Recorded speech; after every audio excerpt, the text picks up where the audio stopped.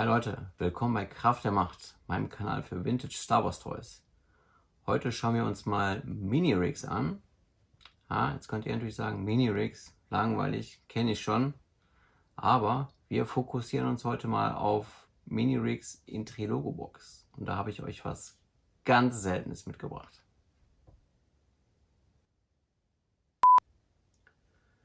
Man liebt sie oder man hasst sie, die Mini-Rigs.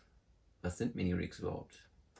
Nun ja, Mini-Rigs waren im Prinzip kleine Fahrzeuge, in denen man zumeist eine Figur nur reinsetzen konnte, die entweder im Film vorkam, ja, oder auch nicht. Ja, manche sahen recht cool aus, manche wiederum, naja, ja, aber das ist natürlich Geschmackssache. Warum hat man das gemacht? Kenner hat was im niedrigen Preissegment rausgebracht.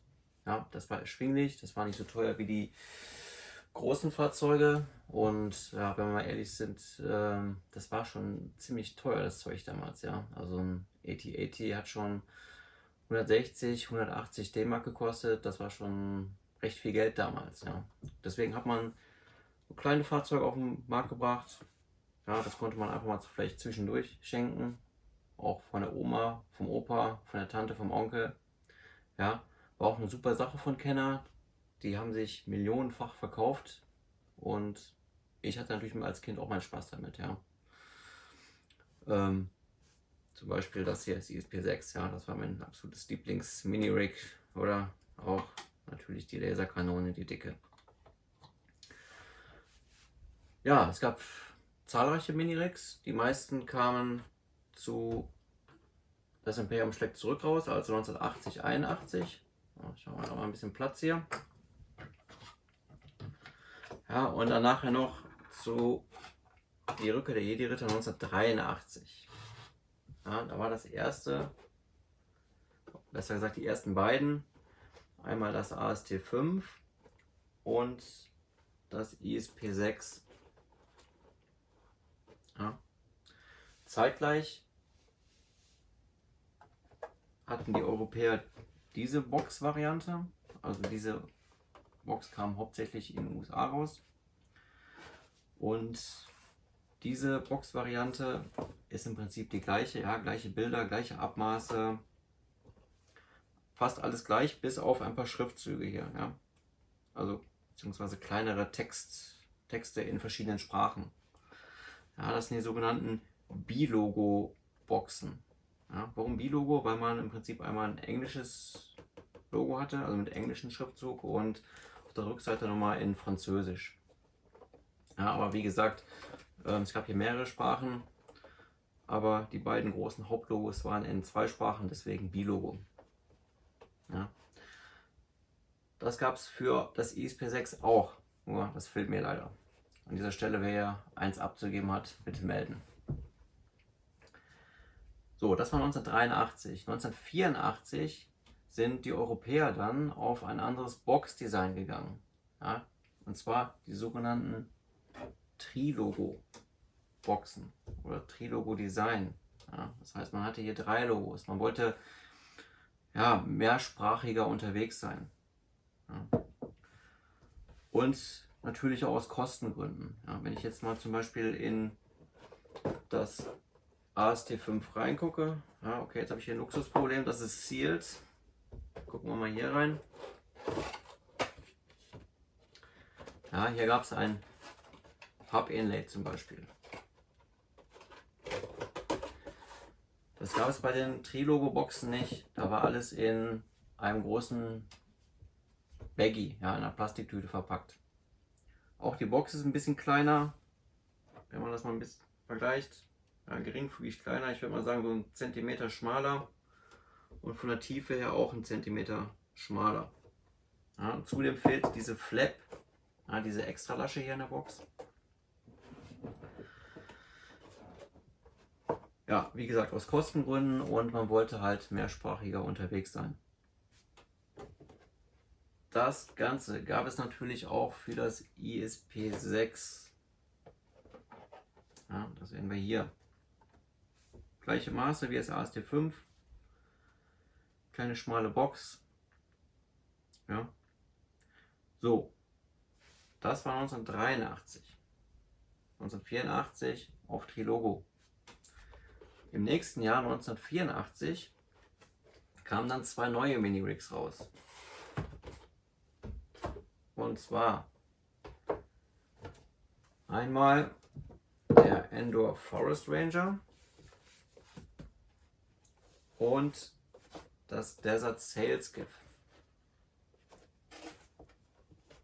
Ja, das war im Jahr 1984. So, da gab es natürlich dann keine Bilogo-Version, sondern man ist direkt auf die Trilogo-Version gegangen. Und zwar einmal hier vom Endor Forest Ranger.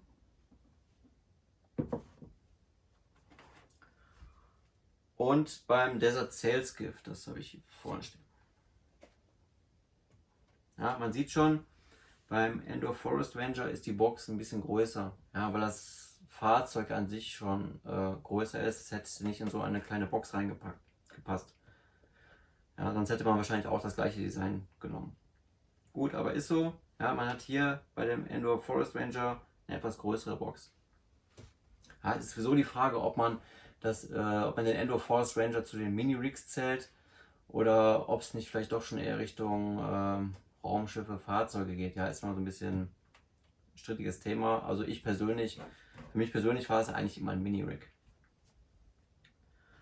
So, ganz interessant ist auch, man hat hier einen Namenswechsel gemacht. Ja, auf der US-Kennerbox heißt es noch Desert Sailskiff und auf der Trilogo-Box One-Man Sailskiff.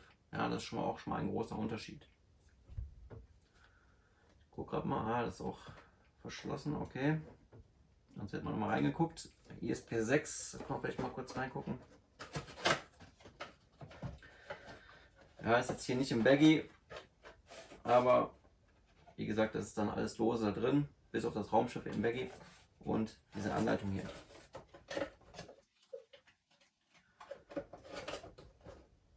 So, gehen wir mal auf die Trilogo-Boxen jetzt ein bisschen genauer ein. Also wir hatten einmal das One-Man Sailskiff.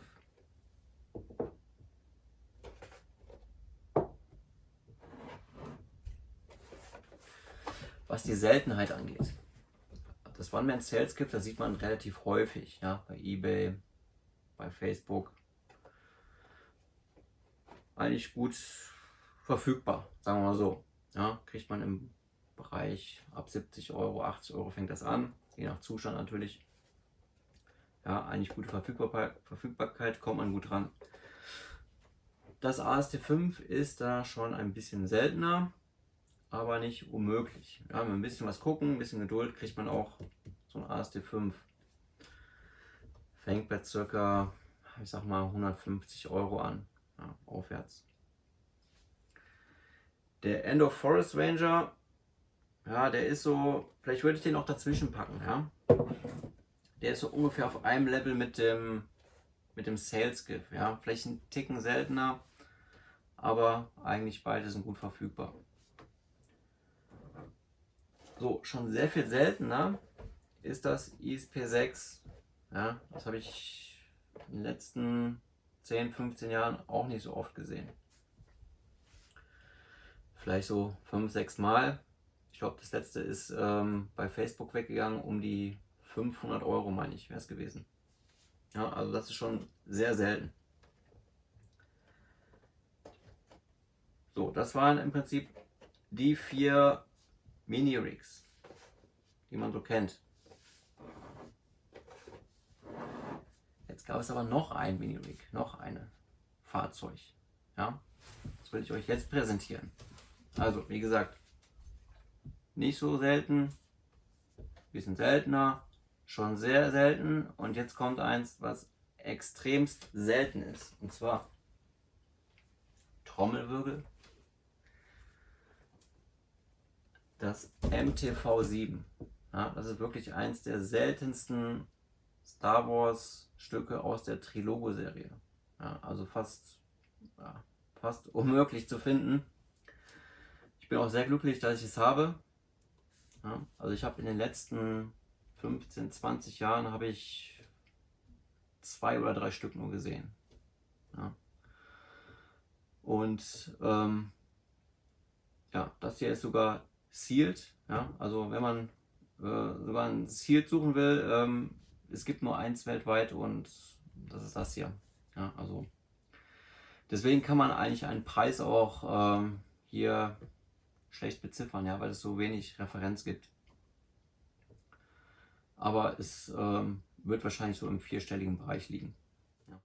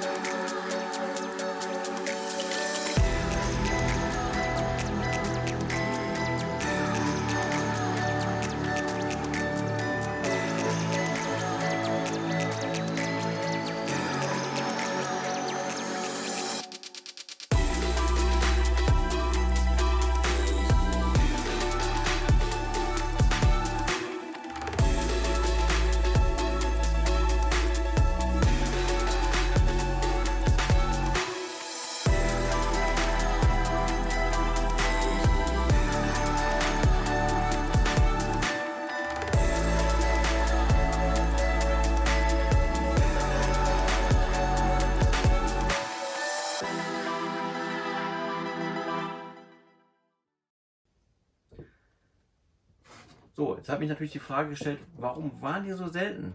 Ja? Oder warum ist das MTV7 so extrem selten? Ja? Es fällt auf, dass auf allen Boxen unten in der Ecke steht Made in Spain. Das heißt, es wurden schon mal alle in Spanien hergestellt oder verpackt. Ich habe mit auch ein paar anderen Leuten gesprochen und die meinten, die hätten ihre MTV7 auch aus Spanien, ja, aus der Ecke. Das heißt, sehr wahrscheinlich ist es auch eher in Spanien dann auch vertrieben worden. Ja, das waren manchmal bei Trilogo, waren das sehr merkwürdige Vertriebswege. Ja, zum Beispiel der Trilogo X-Wing, der ist hauptsächlich hier in Deutschland aufgetaucht oder auch in England. Ja. Andere Sachen sind wiederum in Irland aufgetaucht. Ja. Also man müsste wahrscheinlich mal jemanden fragen, der da wirklich im Vertrieb damals unterwegs war. Ansonsten ja, sind alles nur Mutmaßungen. Weitere Vermutung ist, dass die damals 4 Stück auf den Markt gebracht haben. Ja, Sailskiff, ESP6, AST5 und den Forest Ranger und sich dann überlegt haben, hey, was können wir noch bringen an Mini-Rigs? Ja, im Prinzip waren das jetzt die 4 von der Jedi-Serie, was können wir noch auf den Markt bringen? Dann hat man sich vielleicht überlegt, hey, wir könnten vielleicht was aus der Empire Strikes Back Serie, ja, also das Imperium schlägt zurück, aus der Serie irgendwie aufgreifen und noch in eine Trilogo-Box packen. Ja, und das hat man dann wahrscheinlich auch gemacht, ja, weil das MTV7 ist ja eigentlich das einzige Trilogo Mini-Rig, was es auch schon in Empire-Verpackung gab. Ja, das heißt, man hat sich aus der Empire-Linie, Empire Strikes Back-Linie bedient, hat dann einfach ein Verpackungsdesign entwickelt, ja, was so ähnlich war wie die anderen 3. Und dann hat man auf einmal gesagt, hey, stopp, Trilogo ist gestorben, wir machen jetzt weiter mit Kraft der Macht, ja, mit den neuen Body Rigs, mit dem neuen Logo. Und zwar, ja, da gab es auch 3 verschiedene. Das Imperial Sniper hier zum Beispiel, der Security Scout und der One-Man Sandskimmer. Damit ist man dann weitergefahren. Ja? Das heißt, die Linie wurde eingestellt, wahrscheinlich dann auch mitten in der Produktion. Die ist wahrscheinlich gerade angelaufen, MTV7, alle anderen Projekte. Vielleicht hat man noch einen, weiß nicht, einen Radar-Laser-Can in Entwicklung gehabt, ja, oder ein MLC, weiß man alles nicht. Ne? Vielleicht wurde das alles eingestellt und das MTV7 ist gerade noch so mit reingerutscht, ja, in die Produktion. Könnte eine mögliche Erklärung sein. Aber wie gesagt, ist alles nur Vermutung und ja, wie gesagt, man müsste eigentlich mal wirklich mal jemanden fragen, der damals da bei General Mills ja, wirklich unterwegs war, ja, Mitarbeiter etc. So, ihr seht schon, das Thema Mini-Rigs ist spannender, als man denkt. Ich hoffe, euch hat das Video Spaß gemacht, mir auf jeden Fall. Wenn ihr noch eine Vermutung habt, warum das MTV7 so extrem selten ist, schreibt mir das in die Kommentare mit rein. Ich hoffe, ihr bleibt am Ball. Ich habe noch ein paar spannende und vor allem auch seltene Toys auf Lager. Bis zum nächsten Mal. Ciao.